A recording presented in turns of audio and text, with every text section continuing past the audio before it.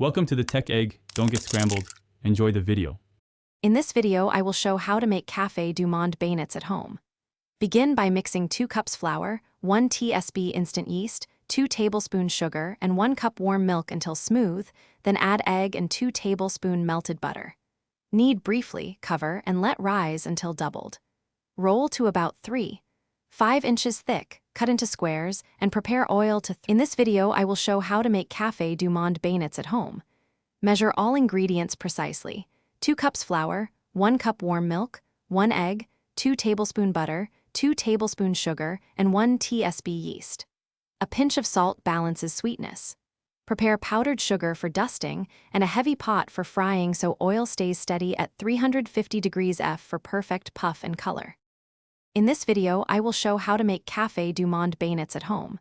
Handle the dough gently to preserve the airiness created by the rise. Cut uniform squares so frying is even. Fry just until golden, turning once, and remove promptly to drain. Dust heavily with powdered sugar while still warm so it sticks and delivers that iconic sweet finish with each bite. Thanks for watching. Consider subscribing if I helped unscramble your problems.